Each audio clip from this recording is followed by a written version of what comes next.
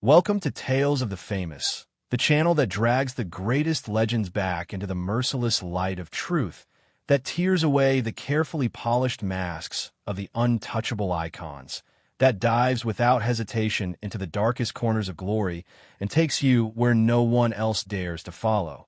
Behind a mountain of muscle that once stood face to face with Bruce Lee in Enter the Dragon, behind the silent, terrifying giant who never spoke a single word about the little dragon for more than 50 years, behind a man whose real name almost no one remembers, yet whose terrifying presence became the ultimate symbol of raw, unstoppable power. Because at 78 years old, Bolo Yeung has finally decided that the time for silence is over, and what he has just revealed about Bruce Lee is tearing the martial arts world apart, turning lifelong fans against him in a storm of rage and disbelief. While others whisper that this may be the most honest, most painful love letter ever, written to a man who became a god against his will.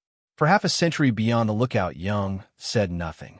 He watched the myth grow taller than any skyscraper, watched the statues rise in Hong Kong and Los Angeles, watched the documentaries repeat the same perfectly edited stories of the invincible warrior, watch Quentin Tarantino turn Bruce into a ridiculous cartoon.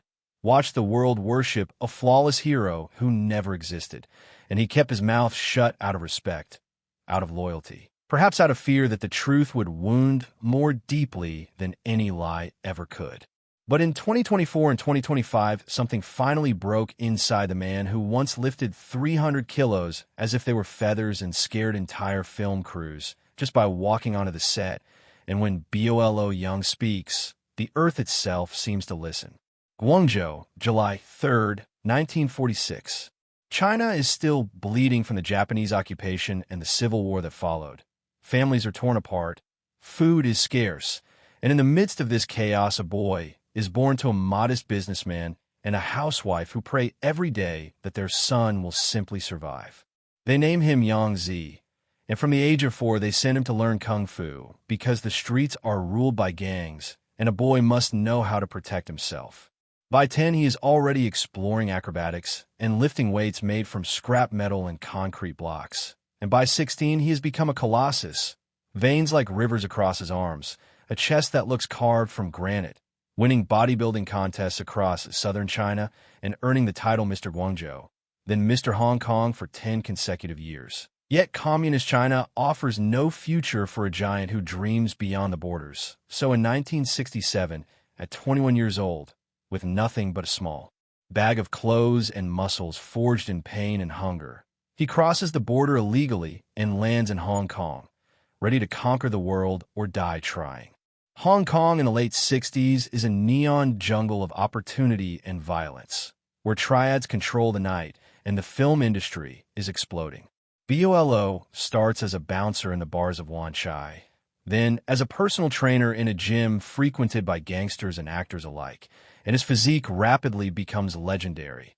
1 meter 83, 120 kilos of pure muscle, arms that measure more than 50 centimeters around, a presence that empties rooms just by entering. Shaw Brothers, the biggest studio in Asia, spots him in 1970 and signs him immediately, turning him into the ultimate villain. Silent, terrifying, unstoppable, the human wall that every hero must climb before reaching victory. He accepts every role, every beating, every on-screen death, because in this industry visibility is survival, and he knows that one day his moment will come. That moment arrives in 1970 during a simple cigarette commercial for Winston, when a director needs 2 martial artists who look dangerous enough to sell the idea of power. One is already a rising star in Asia, Bruce Lee, lightning fast, eyes that burn with intensity. The other is the new monster everyone is talking about, Bolo Yeung. They meet on set, and although the commercial is forgotten by history, the spark between them is immediate. Bruce looks at Bolo's arms and laughs with genuine admiration. "You're a tank." Bolo looks at Bruce's speed and nods with deep respect. Instant chemistry is born, the kind that only happens when 2 men recognize in each other something rare, something that cannot be faked. Bruce sees in Bolo the perfect physical opposite, raw, immovable power against explosive, untouchable speed. He keeps Bolo's number and says quietly, "One day, we'll do something big together." 2 years later, that day arrives. Bruce is preparing Enter the Dragon, his masterpiece, the film that will force Hollywood to finally open its doors to Asian action stars, the film that will prove once and for all that a Chinese man can be the biggest hero in the world. He needs a final boss who can physically dominate the screen, someone who makes the audience believe that even Bruce Lee might not win. He calls Bolo without hesitation. "I need someone who looks like he can kill me with one hand. You're the only one." Bolo does not think twice. He knows this film will change everything, not just for Bruce, but for him too. The shoot is hell from the very first day, and anyone who was there still remembers it as the most intense experience of their lives. Bruce is possessed by a demon that never sleeps. He choreographs every fight himself, demanding 30, 40, sometimes 50 takes for a single sequence because the angle is not perfect, because the timing is off by a tenth of a second, because the emotion is not raw enough. He screams at the cameraman when the lighting is wrong, screams at the stuntmen when they hesitate for half a heartbeat, screams at the extras when they breathe too loudly. Bolo, who is used to being the strongest man in any room, discovers what real obsession looks like, and even he, the human mountain, starts to crack under the pressure. One day, after the 40-second take of their legendary fight in the underground lair, Bolo is dripping with sweat, his muscles shaking from exhaustion, and he finally says in Cantonese, almost pleading, "Bruce, I'm human." Bruce stares at him with eyes like black ice and answers without blinking, "Not today. Today you're a monster, and I'm the one who has to kill you." Bolo will say decades later, when he finally opens up about that moment, "That day I saw fear in his eyes. Not fear of me. Fear of not being perfect. Fear that the world would see a crack in the armor he had built around himself." Yet behind the cameras, when the lights go down and the crew disperses, the two men train together every morning at 5 in an empty parking lot behind the Golden Harvest Studios, while Hong Kong is still sleeping under a gray dawn. Bruce shows Bolo his 1-inch punch that sends grown men flying 3 meters back. Bolo lifts Bruce above his head with one arm and laughs like a child. They talk philosophy for hours, sitting on the bonnet of Bruce's Porsche, sharing bottles of water and ideas that will change martial arts forever. Bruce explains Jeet Kune Do. Take what is useful, discard what is not, be like water. Bolo listens and nods slowly. Strength without speed is nothing, but speed without strength breaks on the first wall. Bruce smiles for the first time in days, a real smile, not the one he gives to cameras, and he says, "That's why we need each other." He respects Bolo deeply, and he fears him a little too, because Bolo is the only man on earth who can make Bruce Lee look small. And then there are the moments no one filmed, the moments that only Bolo saw. Bruce collapsing in his trailer from headaches, so violent he vomits blood onto the floor. Bruce taking painkillers by the handful because his back is killing him from an old injury no one knows about. Bruce smoking weed in secret to relax his nerves that are stretched to breaking point.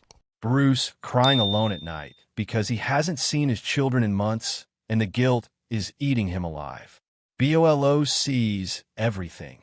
And when Bruce emerges from the trailer with red eyes and forces a smile, Bolo simply puts a hand on his shoulder and says nothing, because some things cannot be fixed with words. May 1973. 2 months before his death, Bruce collapses again during a dubbing session.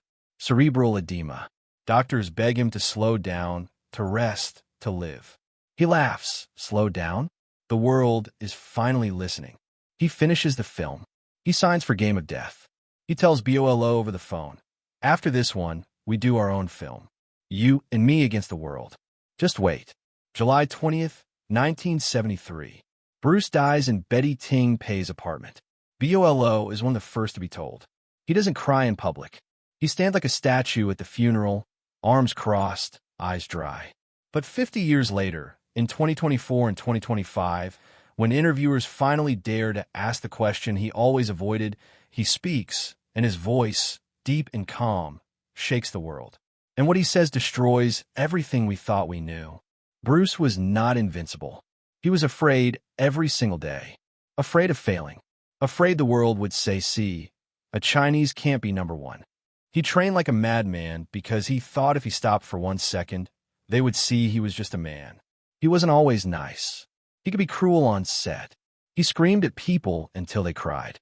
He pushed us beyond human limits because he had no limits himself. He used steroids, sometimes small doses, to recover faster. He took painkillers like candy.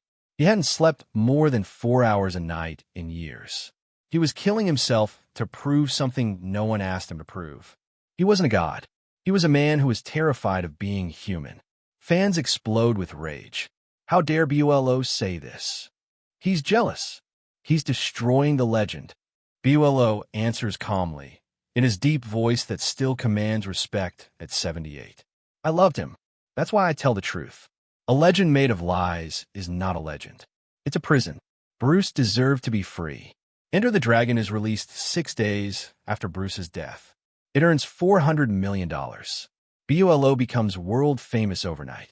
Bloodsport, double impact. Jean-Claude Van Damme's entire career explodes because of the villain who once stood against Bruce Lee. But Bolo will always say the same thing. Every time someone asks, that film killed him. He gave everything for it. And it took everything. Bolo Yeung, the man who was paid to be the monster, became the only one brave enough to tell the truth about the man who wanted to be a god and paid the ultimate price for it. Tell us in the comments, no filter. Is Be on the Lookout betraying Bruce or finally setting him free? Was Bruce a genius who burned too bright or a man who destroyed himself chasing perfection? Should we keep the myth untouched or face the man behind it with all his cracks and all his pain? Thank you for staying until the end with Tales of the Famous. Like, share, subscribe, hit the bell. The next revelation is coming soon. See you soon. And sometimes the strongest punch is the truth.